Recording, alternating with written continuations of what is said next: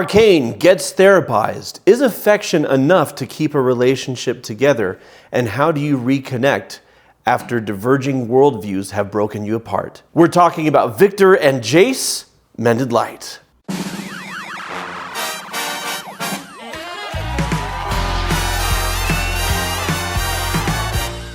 Okay, folks, I'm going to be the first to acknowledge and admit this story thread lost me a bit. When it comes to the lore and the specific things that are going on, I'm definitely a confused old man, but I understood the relationship dynamics, I think. So you're going to help me out. Anything that I get wrong, I want you to let me know in the comments below. And if you haven't watched Arcane, you're just along for the ride, then I think I got enough to help you with the basics and to see the really cool things that are going on that can help us in our lives. So in Arcane, Viktor and Jace are two scientist bros. Viktor is, in my observation, the more brilliant and exceptional mind, even though Jace is plenty intelligent.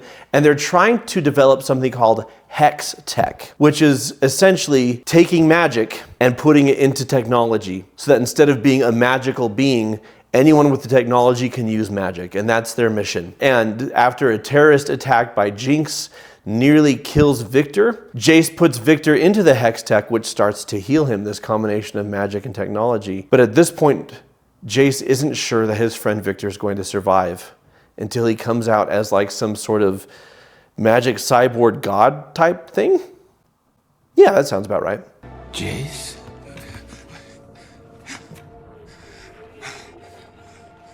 Viktor? My God. What am I? You're alive. You're alive.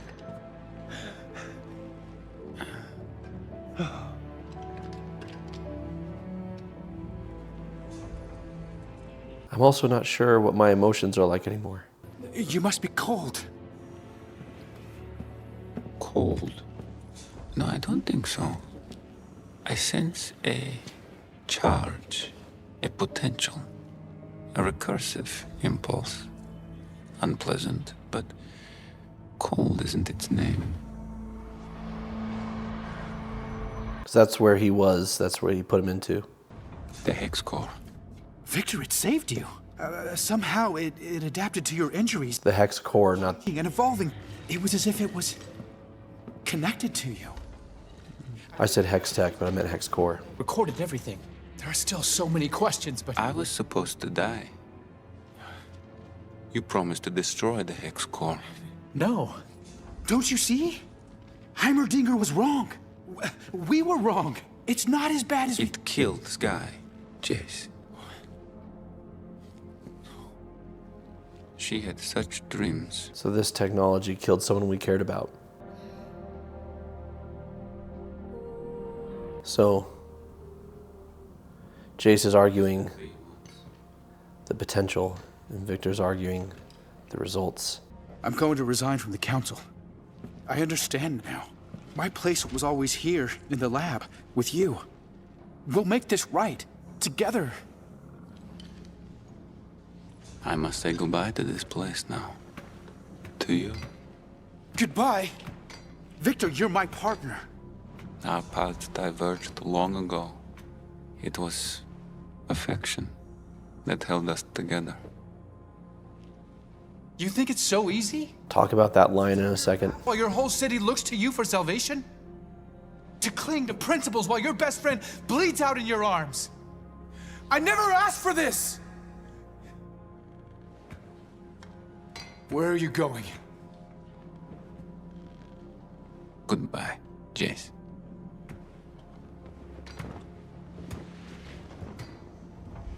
Our paths diverged a long time ago. It was affection that held us together. If you've been following Mended Light for a while, you know that Alicia and I can relate to that statement. And, you know, in our case, it's affection that means that things have changed form and changed shape, but we're still in each other's lives and still in each other's orbit. You know, not just because we have kids together, but because we truly enjoy doing this together and we enjoy each other. But there are relationships where, man, this should have ended a long time ago, but we just have affection for each other. Or we should have gotten help a long time ago, or we should have changed things a long time ago. These can be parent-child relationships. These can be relationships with friends. Think of Ben Affleck and Matt Damon in Good Will Hunting, where Ben Affleck wants Matt Damon to leave their crummy, poor part of town and go pursue a life. He wants that for him. And they've had a hard time letting go because of the affection, but it's also the same affection that says, go. I want you to do what you need to do for you. Now, in their case, it's a philosophical divergence. And they're going to change sides. In between this clip and the next, they both have some really intense experiences. And frankly, each person came over to where the other person was. So if one person had just stayed where they were in their philosophy, they could have met there, but now they've switched spots. And Viktor has become some sort of messianic figure who's capable of healing, because he's part technology, part magic, part man, and he can heal people. And he's going to inhabit the body of someone that he's healed so he can have a conversation with Jayce. Why? Because he's often in this ethereal plane as this quasi-deity, but he comes in and inhabits bodies from time to time. You just have to watch the show. How are you walking? Because this character was crippled. Who do you think could mend such a broken creature? Would you want to speak with him? Oh, here comes Viktor. Jayce, I feared I wouldn't have the chance to speak with you again. Viktor, is Sallow still in there? Where else would I be? You have my solemn vow that anything you discuss will be kept in the strictest confidence. I owe Viktor everything. Very kind, Sallow. It's so cool. I have so many breakthroughs to share with you, Jayce. I thought you were done with Hextech. And me. I was clouded by emotions. Come, visit me. See what I've accomplished. I've helped so many. Yeah. You've given Hextech to the people? As we always promised we would. Jayce, who originally wanted to give Hextech to the people, he wanted the world to be able to use magic, now sees it as too dangerous, too powerful, your average person not to be trusted with it, because it's going to lead to a lot of loss of life. And Viktor has gone to the other side of, no, before I was saying I'm against this, now I'm for it. Think of all the good that we can do, the things that we can accomplish, and they do this dance where they crisscross. Maybe you've had that where someone that you love changed their politics, changed their religion. In some families, a person coming out with their sexuality can have a similar effect. We feel like we're out of alignment. How do we get back in alignment? Well, we're gonna see Viktor, seeing himself as a benign deity type, is planning to assist in the taking over of both the upper city and the undercity and just uniting everybody. But he basically wants to make them the Borg from Star Trek. In other words, one mind and one consciousness. And that's what Viktor wants to do. Jayce isn't having it. Now, again, that's all pretty cool sci-fi stuff, but we're going to talk about relationship. I want you to focus on the relationship, especially if you're estranged from someone that you care about.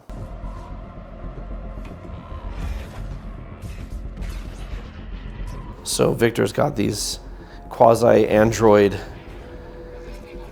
beings that do his bidding.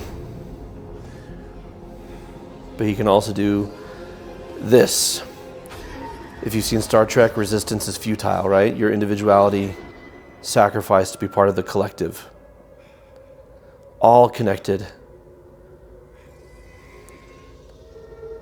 Why? Because Viktor wants the right thing, but he's doing it wrong. Is what you see. In this ethereal plane, there's Viktor, the godlike figure now. This conflict. This senseless waste. Talking about war, but also their minds, Jayce. just the human condition. They want better lives, but emotion clashes with reason. Humanity's self-corrupting contradiction. You've always wanted to cure what you thought were weaknesses. Your leg. Your disease. But you were never broken, Viktor.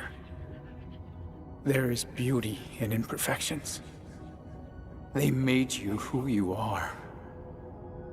An inseparable piece of everything I admired about you. That's really powerful writing. There's beauty in imperfections, Viktor. You've always wanted to fix what you thought was, I don't remember exactly what he says, but fix what you thought was broken. Right? These imperfections, you had a bum leg, you had disease.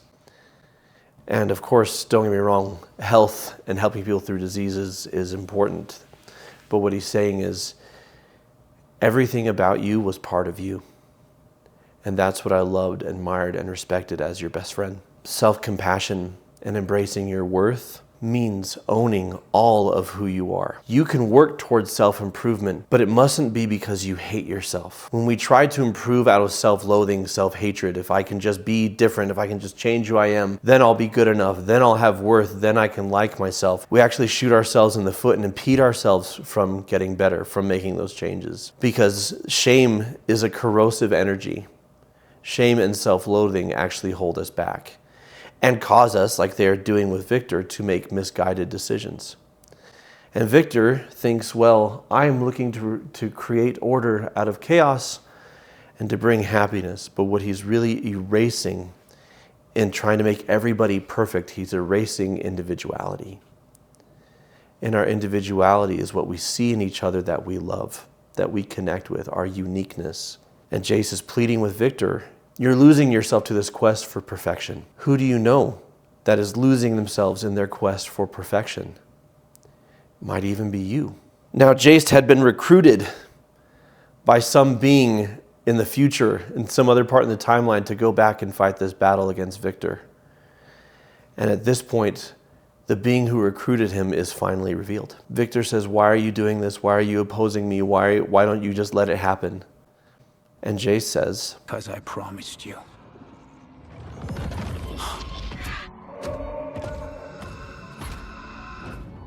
Why did you ever give me this? Why?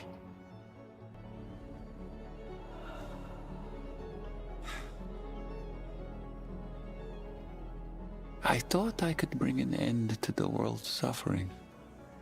But when every equation was solved, all that remained were fields of dreamless solitude. There is no prize to perfection, only an end to pursuit. In all timelines, in all possibilities,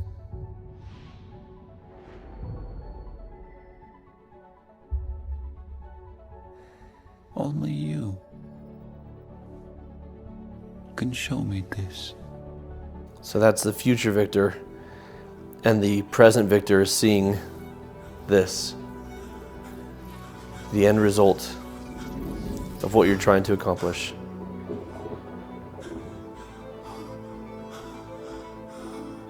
When you solve all the equations, if you could bring peace to every home, to every life, he says, then all that remains are fields of dreamless solitude.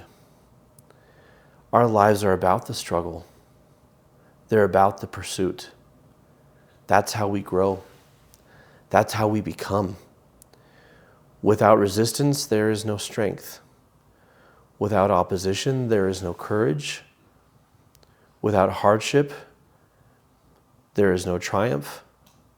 Without cruelty, there is no kindness. He could have brought about an end of suffering on the earth, but then it would have just been a big nothing burger, and people would have just sat in a vegetative state with no direction one way or the other, no ability to become good, because there's no possibility of becoming evil. There is power in, instead of trying to rid our lives of hardship, I wouldn't go courting it either. I wouldn't go searching for hardship. It'll find you. That's just part of life. But recognizing every obstacle is actually an opportunity to grow in compassion, to grow in wisdom. Viktor, it's implied when Jace says you always tried to fix everything that you thought was flawed or broken.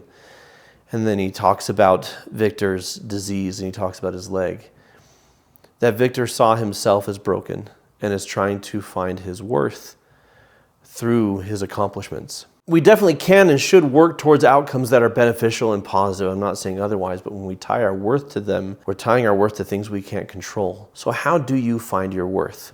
Well, I've got a video that deep dives on that very subject. Finding your worth shows up here and in the description. You can click on that link. What are you doing for the next 10 or 15 minutes?